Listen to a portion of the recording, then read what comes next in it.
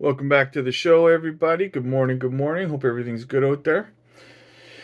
Let's get into the market here. Let's get into this video. We got some news, not financial advice, not a financial advisor. Make sure you guys do your research out there, okay?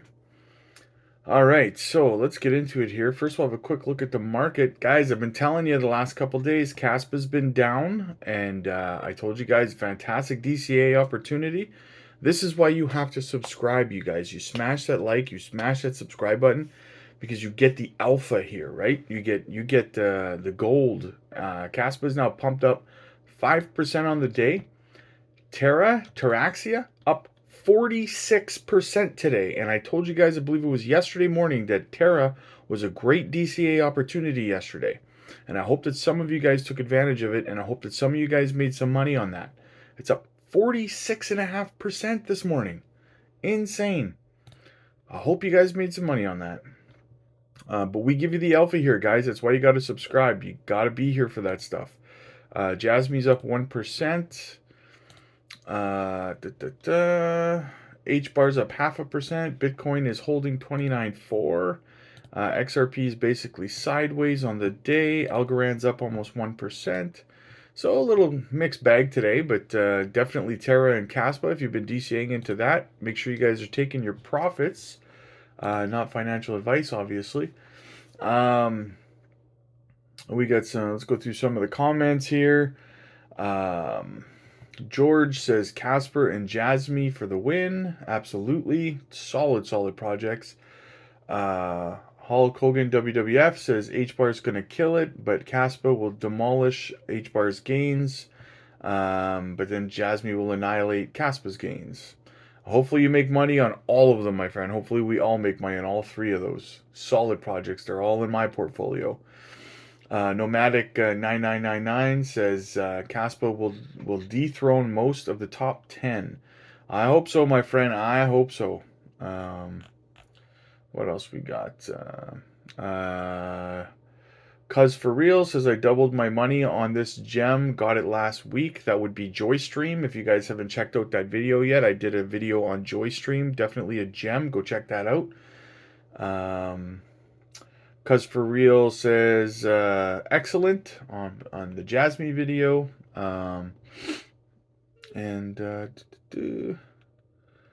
KK Crypto says great job. Jaden Toko says you legend. Thank you for always being honest. Unlike 90% of other YouTubers, much respect. Thank you very much, my friend. I appreciate that. And PSTIVE87 says Jasmy to $1.30. I hope, or between $1 and $3, I mean. So I hope so, man. I hope so. I'm with you guys. I appreciate you guys so much. Thank you for the comments. Let's get into some of this here. So what do we have? Breaking whale charts. The BIS launches an innovative Pi task force with Ripple to elevate cross-border payments. Ripple just keeps moving up, you guys. I don't even know how high it's going to go. I am really starting to steer more towards the Wells Fargo prediction every day in terms of adoption and utility. It's getting insane with Ripple. Ever since the case Taurus's decision there, it's just been getting nuts. Every day there's super bullish news. And this is one I don't understand. XRP Crypto Wolf says, why did XRP skyrocket to $50 on Gemini? Like, guys, I'm seeing, like, there's YouTubers out there that are literally doing an entire video on this subject, and it's nothing. It glitched to $50 on Gemini briefly, and like, it's not, like, guys, XRP is not $50, right? I don't know why people are making this kind of stuff like massive news. I guess they don't want to do deep dives into the actual news that's going on. I don't know, but to me, this isn't big news. It's like it's a funny little limerick to mention, but it glitched up to $50. Awesome, blah blah blah. But I mean, people are talking about it like it's gonna be $50 today or something. Like, it's not, right? But I digress. I'm sorry. I just don't know why it's a big deal. That's all I'm saying. I don't know why it requires an influencer to literally make an entire like 5, 6, 7 minute video about it. It's weird, in my opinion, but what do I know, right? What do I know? So Digital Asset Investor says, hey, Warren Davidson, I don't remember hearing you say that Joseph Lubin and Consensus were creepy and evil the way you said Ripple was. They're working on CBDCs too. So I have an interview here with Joseph Lubin from last year talking about how banks were talking with Consensus to build CBDCs on Ethereum. And he was going on bragging about how Ethereum was the leader for CBDCs for the banks and stuff like that, and it was all going to be on Ethereum and stuff. So how many CBDCs are being built on Ethereum right now? Refresh my memory. Boing, 0. Thanks for coming out, bro. I'll play his interview on my live stream later tonight. It's only a minute long, this part, but I'll play it this evening on the live stream, so make sure you guys are here for that. You guys are going to have a howl. You're going to laugh at that.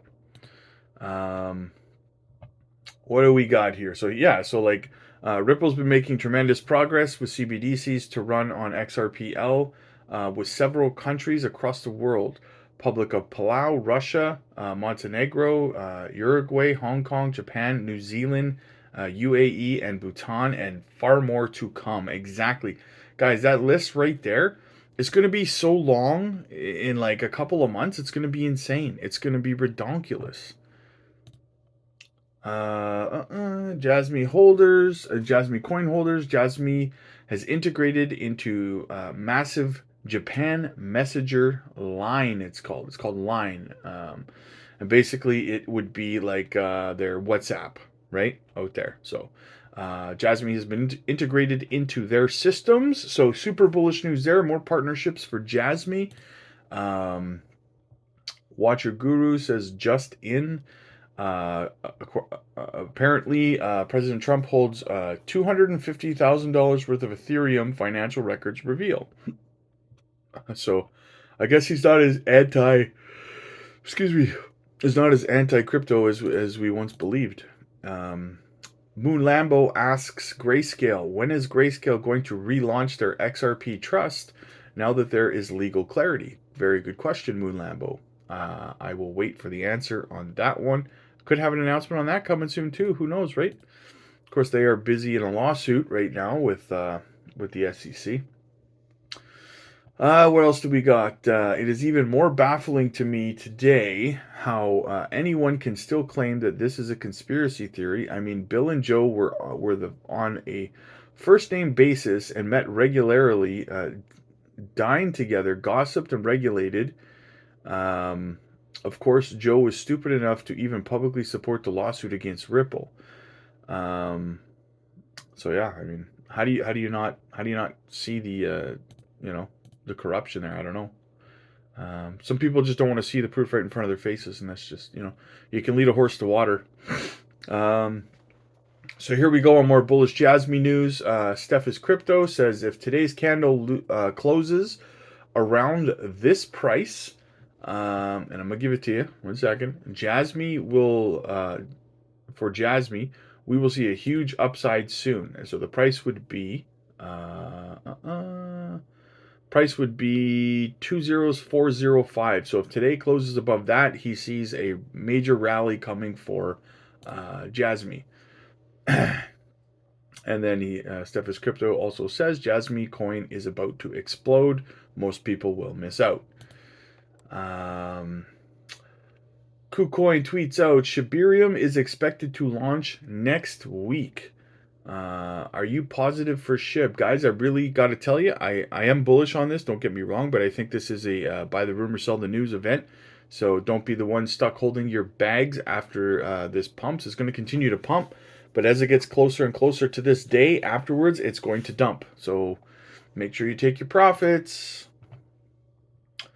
John Deaton says we will win in reference to the Coinbase case. He says we will win, and always remember who's the first group fighting the SEC's overreach. All right, let's get into this absolute demolition of the SEC's case. So, guys, last night I did a video talking about, Senator Loomis how she filed an amicus brief in the Coinbase lawsuit, one of 7 that have been launched. But I think that one is also very devastating. Briefly, she basically said that in her support of Coinbase to dismiss the case, she says to the judge in her amicus brief that Congress has not granted the SEC authority to be doing what they're doing, trying to oversee the digital asset space. And second reason was that Congress is currently in the process of trying to pass legislation for regulation in the digital asset space, and that the SEC has no business basically sticking their nose in here and doing what they're doing. And she also said that she called against in the brief their enforcement regulation by enforcement tactics. So that they do not have the authorization to be doing that either. So that really shredded the SEC's case. But this one here is like a nail in the coffin. Okay, so this is from Meta Lawman. SEC versus Coinbase, big update. SEC securities law scholars, SEC, 6, not SEC, 6 securities law scholars filed devastating amicus brief in support of Coinbase. Law professors from Yale, University of Chicago, UCLA, Fordham, Boston University, and Widener filed an amicus brief last night that absolutely shreds the SEC's investment contract theory. The amicus brief briefly traces the history of the meaning of investment contract before, during, and after passage of the Federal Securities Act of 1933. Here are the scholars' conclusions. 1. By 1933, the state courts had converged. Converged around the standard for interpreting the terms investment contract to mean a contractual arrangement that entitled an investor to a contractual share of the seller's later income, profits, or assets. 2. After the Howey decision of 1946, the common thread for investment contracts remains that an investor must be promised by virtue of his or her investments an ongoing contractual interest in the income, profits, or assets of the enterprise. And 3, every investment contract identified by the Supreme Court involves a contractual undertaking to grant a surviving stake in the enterprise. Bottom line, in my opinion, this amicus brief delivers the coup de grace to the SEC's argument that the crypto token trading on secondary markets are investment contracts. So, guys, I told you guys honestly about a week and a half ago. Go back and watch the videos. I think one of them's even entitled the Coinbase application to dismiss or filing to dismiss has real teeth, right? It was like a week and a half ago. I said before any of this stuff, I said this guy's amicus briefs were going to come in from Congress and other places and was going to absolutely devastate the SEC's case, and that's what this has done. I do not see how the judge does not dismiss this case, does not grant Coinbase's application or filing for dismissal on this case. I don't see how the judge justifies it at this point, right? It's done. This is going to be another massive L. I told you guys when Judge Torres made her decision that the SEC didn't just lose the Ripple case there, that part of the Ripple case, but that decision had cost them this case as well, right? And so they've lost 2 massive cases now. Their 2 biggest cases they got going. They've lost them both, in my opinion, right? This is going to get dismissed, you guys. And do you think that Binance isn't going to file the exact same way now? Right? They'll probably lose that one too. So at the end of the day, guys, I think this case can be dismissed, in my opinion. And we all of us, I don't care whether you like XRP, whether you like Ripple or not, at the end of the day, guys, we all owe John Deaton a debt of gratitude, because if it wasn't for him, he changed the game with this, guys. All these companies, all of these people are emboldened by John's moves in the Ripple case, and they're filing these amicus briefs and stuff like this in support of the right thing to do, right? So thank you, John Deaton, so much for everything that you've done for this space. It's phenomenal, my friend. You know, we all owe you a gratitude. You'll probably never see my video because I'm just a little YouTuber, but thank you so much, John. I appreciate it, and I hope everybody else out there does too, whether they like Ripple and XRP or not, right? So John's a champion for this space. Like and subscribe, you guys. Smash that subscribe button, smash that like, comment down below, and we will be here tonight for the live stream, so don't miss that. And I will see you guys later.